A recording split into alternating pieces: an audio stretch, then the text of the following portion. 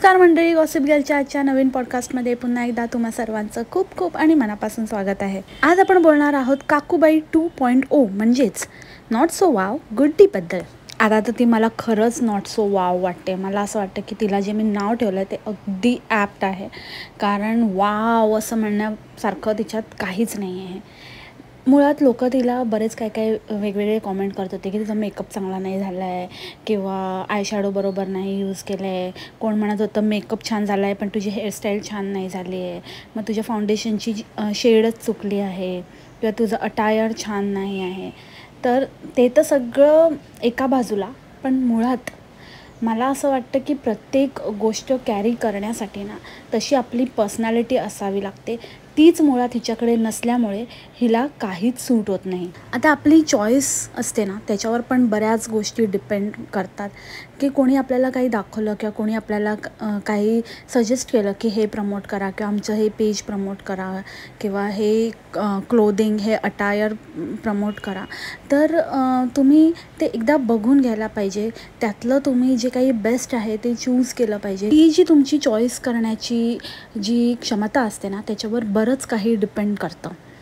मुळात तो गाऊन जो काही तिने घातला होता, जो वेडिंग गाऊन टाईप होतं, पण ते ब्लॅक कलरमध्ये होतं आणि ते आजकाल अशा प्रकारचे कपडे कोण घालतं, आणि घातले तरी पण हार्डली म्हणजे ख्रिश्चन वेडिंगमध्ये वगैरे घातले तर घातले, अदरवाईज असं कोणी घालत नाही. कपडे पण तुम्ही जे फोटोशूट वगैरे करता ते पण अशा प्रकारच्या ह्याच्यामध्ये करावं की जे लोक रिलेट करतील. आता गाऊनमध्ये पण इतक्या व्हरायटी असतात आणि इतकं मस्त असतं प्रत्येक बॉडी टाईपप्रमाणे, प्रत्येक बॉडी टाईपला सूट असं होणारा असं फिटिंग वगैरे. तर त्या प्रकारचे म्हणजे आता वेगवेगळे कट्समध्ये गाऊन अवेलेबल असतात. तर त्याप्रमाणे तुमच्या बॉडी टाईपला, तुमच्या फिगरला कुठचा बॉडी कट टाईप सूट होईल त्या अकॉर्डिंगली तुम्ही चूज केलं पाहिजे.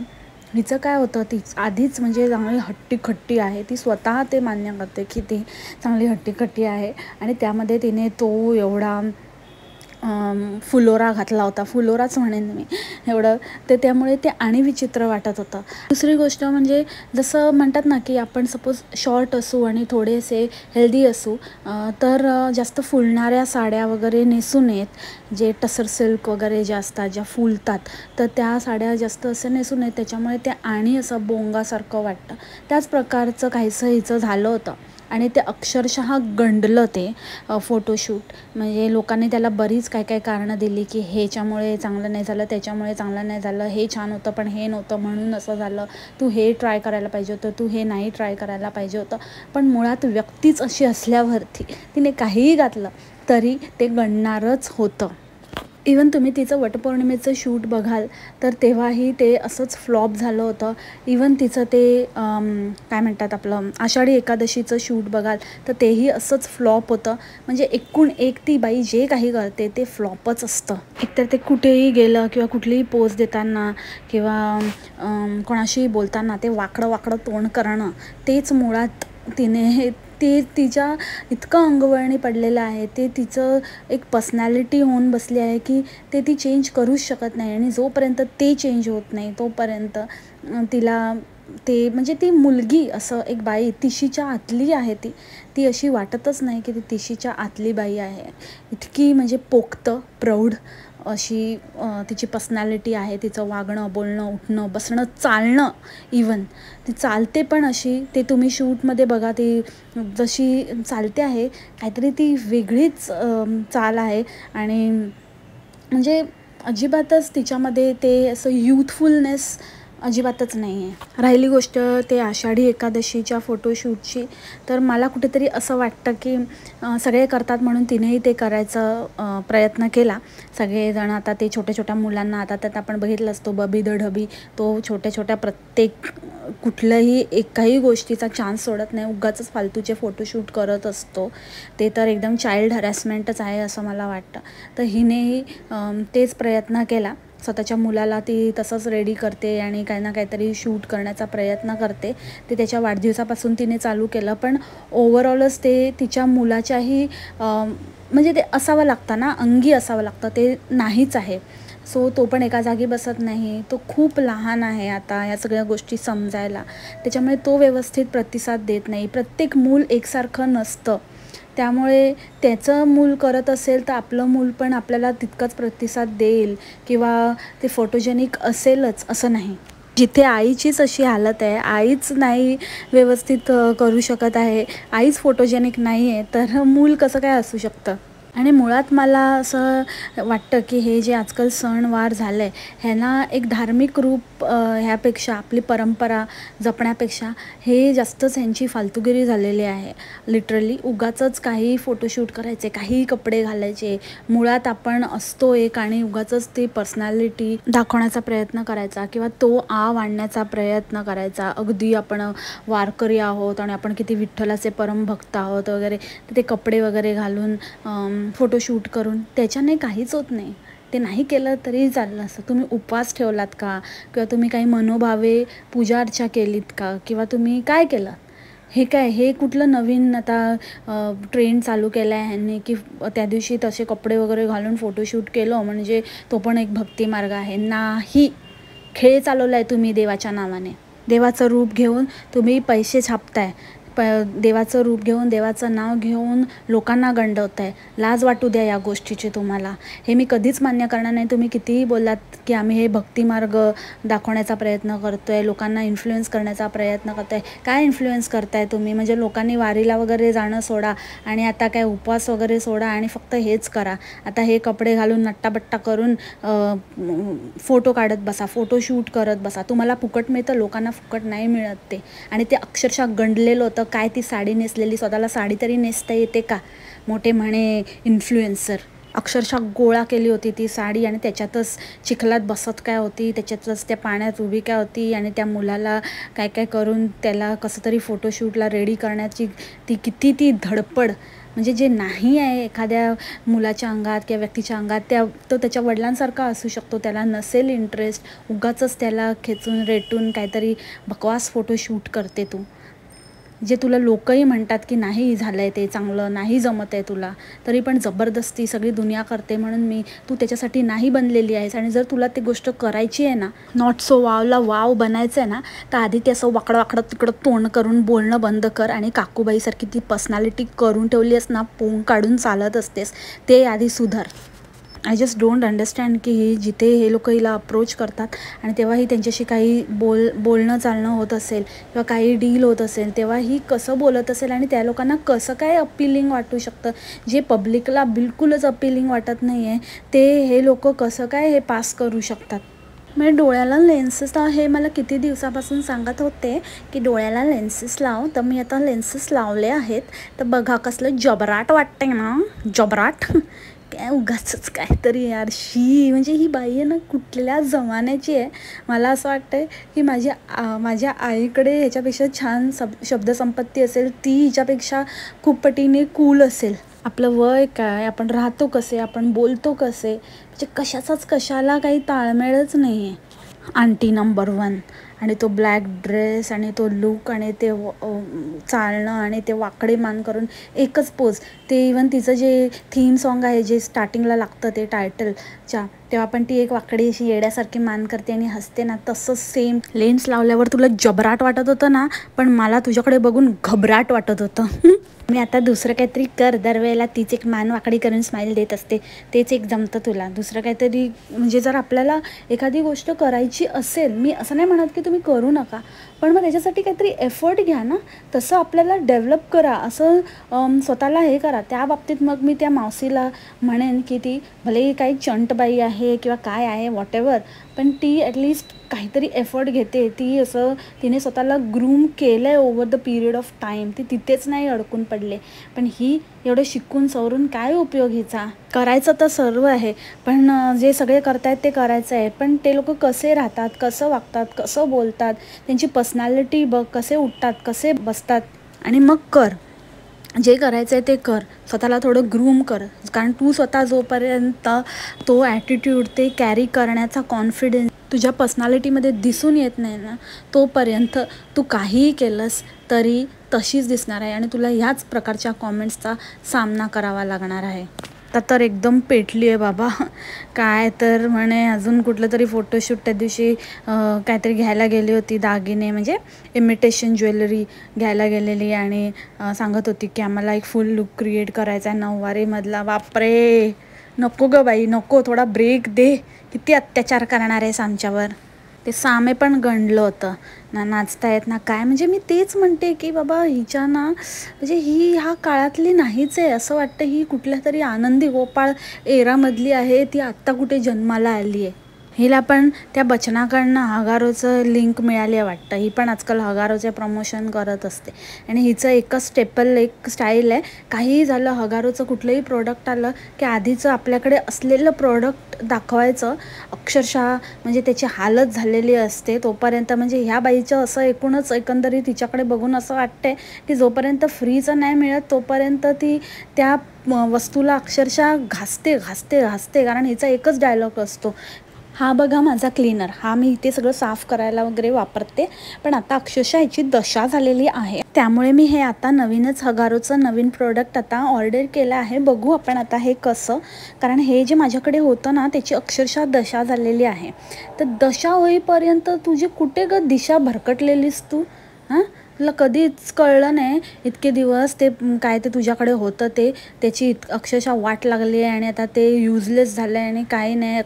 इतकं काय त्याला घासत होती, इतकी कसली वाट बघत होती, इतकी कसली तुझी दशा झाली आहे की तू विकतचं काही घेऊ शकत नव्हती, तेच घसटत होतीस फुकटचं मिळेपर्यंत. काही नवीन आलं की जुनं दाखवायचं, ह्याची दशा झाली आहे. तुझी दशा झाली आहे ती बघ आधी, काहीतरी कर.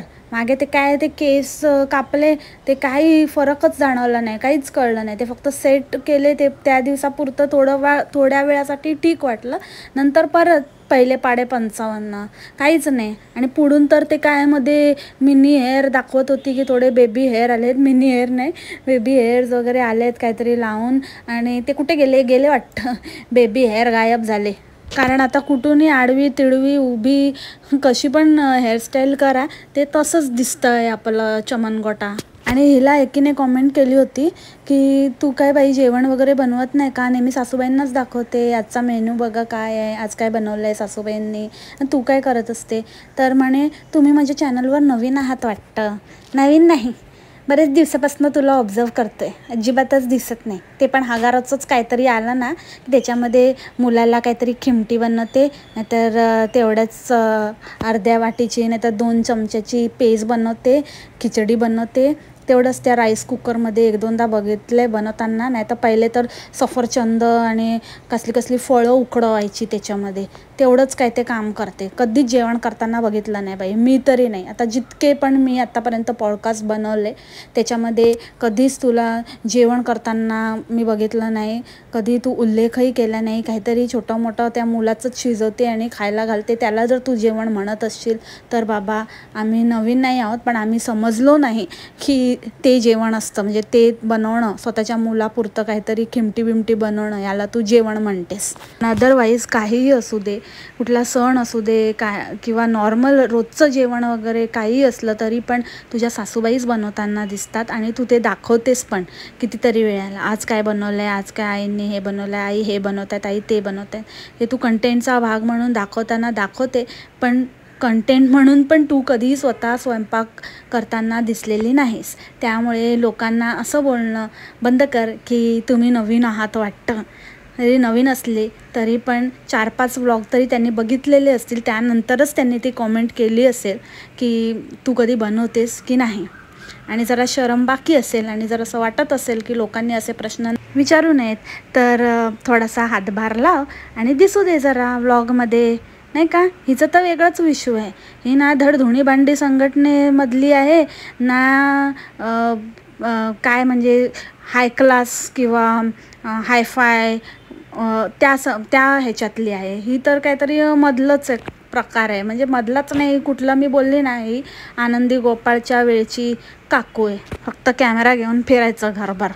आपण कमवतो, या निमित्ताने हेच माझं काम आहे, ह्याच्यानेच माझं पोट भरतं किंवा ह्याच्यानेच 4 पैसे घरात येतात, हे घरातल्यांना चांगलं समजावून सांगितलेलं दिसते, तर त्यामुळे तेही काही ऑब्जेक्शन घेत नाही. अख्खा दिवस ते कॅमेरा घेऊन फिरायचं आणि त्या मुलाला पण सांभाळायला बाई वगैरे ठेवलेली आहे, तरी पण आपण लागतो असं दाखवायचं आणि मुलाच्या मागे पुढे राहायचं आणि टाईमपास करायचा दिवसभर.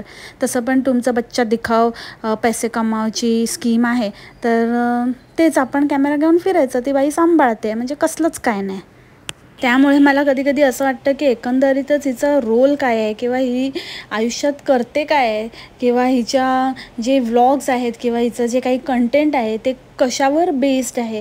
कारण हिच्या व्लॉग्सला किंवा हिच्या कंटेंटला काहीच अर्थ नसतो, काहीही वाटेल ते दाखवत सुटते, काहीही टाईमपास नसतं. इकडचं तिकडचं एक फेरफटका मारून कुठेतरी शेतात आली ह्याच्याशी त्याच्याशी गप्पा मारते, नाहीतर मग कुठेतरी स्टँडला कॅमेरा लावते आणि मग ते काही कृष्णवाणी, कधी श्री गुरुदत्त, नाहीतर मग आपल्या चिरक्या पिरक्या आवाजामध्ये काय ना काहीतरी गाणं, नाहीतर कुठलं अभंग असं काहीतरी बडबडत बसायचं की झालं. मला वाटतं हिला बघणारा वयोगट पण कुठला असेल आणि कुठल्या मेंटॅलिटीचा असेल, कुठल्या ह्याचा असेल, ते थोडं डाऊटच आहे. कारण का मला तर असं वाटतं की मी जसं मगाशी सांगितलं की माझ्या आईच्या वयाच्या बायकांना त्यांना पण असं इतकं पोक्त कंटेंट बघणं आजकाल आवडत नाही. त्यांना पण आयुष्यात काहीतरी फन हवं असतं, काहीतरी वेगळं पण बघायचं असतं, काहीतरी इंटरेस्टिंग बघायचं असतं. हिच्याकडनं काहीच घेण्यासारखं नाही आहे किंवा काही शिकण्यासारखं नाही आहे किंवा इन्स्पायर होण्यासारखं नाही आहे. आणि ज्या महिलांना तिच्याकडे बघून इन्स्पायरिंग वाटत असेल तर तुम्ही पण म्हणजे विचार करा की कुठल्या लेवलच्या आत तुम्ही पण एकदम काकूबाई स्टाईल असावी तुमची, म्हणूनच तुम्हाला तिचं कंटेंट भारी वाटत असेल. आणि अजून एक गोष्ट मला हिच्या बाबतीत सरप्रायझिंग वाटते, जी म्हणजे की ही एकच कंटेंट, जुनं पुराणं कंटेंट आता दुसऱ्यांदा तिसऱ्यांदा दाखवते. काही वर्षापूर्वीचं जे तिने ऑलरेडी म्हणजे जेव्हा हे चॅनल चालू केलं त्या चॅनलवरती तिने तिच्या पहिल्या चॅनलचे जुने व्हिडिओज उचलून टाकले आणि आता ती परत काही वेळाने, काही गॅपने अजूनही तेच जुने व्हिडिओ दुसऱ्यांदा तिसऱ्यांदा टाकते, इंस्टाग्रामवर टाकते, कधी यूट्यूबवर शॉर्ट्समध्ये वगैरे टाकते. तरीही लोक ते बघत आहेत, तरीही त्याला व्ह्यूज देत आहेत. लोक अक्षरशः कसं समजत नाही आहे की ही बाई अक्षरशः शेंड्या लावते. कधीचं साचलेलं कंटेंट लोक बघत आहेत म्हणून काहीही दाखवत सुटली आहे, काहीही टाकत सुटली आहे. खरंच मला असं कुठेतरी राहून वाटतं की लोकांकडे इतका फालतू वेळ आणि इतकं लोक स्वतःला कमी समजतात की त्यांना कोणाला आपला वेळ द्यावा किंवा कुठे सत्कारणी लावावा ह्याचीही थोडी जाणीव नसावी, हे अक्षरशः खेदजनक आहे. आणि ह्याच गोष्टीचा फायदा हिच्यासारखे लोक उचलत आहेत. एखाद्या नवीन ब्लॉगर किंवा नवीन कंटेंट क्रिएटर काहीतरी नवीन दाखवण्याचा किंवा काहीतरी स्वतःचं वेगळं लाईफस्टाईल किंवा काहीतरी असं टॅलेंट दाखवण्याचा प्रयत्न करत असतील तर त्याला लोक सपोर्ट करत नाहीत, त्याला चान्स देत नाहीत. पण ह्यांचे रिपीटेडली तेच कंटेंट किंवा जे जुनं ऑलरेडी बघितलेलं कंटेंट आहे तेच कंटेंट परत बघतात, त्याला मात्र व्ह्यूज देतात, त्यांना आणि कमवून देण्याची संधी देतात. तर ते मला थोडंसं खटकतं, थोडं नाही खूप खटकतं. सुधारवण्याचा फक्त एकच उपाय आहे, ते म्हणजे ह्यांच्या व्हिडिओजना व्ह्यूज कमी देणं. म्हणजे जे स्पेशली रिपीटेड केलेले असतील की त्यांनाही त्या गोष्टीची जाणीव झाली पाहिजे की हे चालत नाही आहे, आपल्याला नवीन काहीतरी दिलं पाहिजे किंवा आपल्याला सतत काहीतरी नाविन्यपूर्ण आणलं पाहिजे. लोक असं तेच रटाळ बोरिंग रिपीटेड कंटेंट चालवून घेणार नाही आहेत, ह्याची आपण त्यांना जाणीव करूनच दिली पाहिजे. कारण का यूट्यूबने हा प्लॅटफॉर्म नवीन क्रिएशन, नवीन क्रिएटिव्हिटी दाखवण्यासाठी लोकांना दिला आहे. त्याचा कोणी गैरफायदा घेऊ नका, कारण लोक हेच असं फालतूगिरी दाखवून लाखोने कमवत आहेत. वेरॅज काही लोक अक्षरशः धडपड करत आहेत, त्यांच्याकडे रिअल टॅलेंट असून ते बाहेर येत नाही आहे. आणि ह्याच्यामध्ये मला असं वाटतं की लोकांचीच प्रामुख्याने चूक आहे की त्यांना समजतच नाही की कशाला प्राधान्य दिलं पाहिजे आणि कशाला नाही, कोण डिझर्व करतं आणि कोण नाही. चला तर मग याच नोटवर आजचं पॉडकास्ट इथेच थांबवते. आय होप तुम्हाला आवडलं असेल. भेटूया आपल्या नवीन पॉडकास्टमध्ये उद्याच्या भागात नवीन विषयासोबत. तोपर्यंत खा प्या मस्त राहा आणि स्वस्थ राहा. Take care, bye, मसलामा.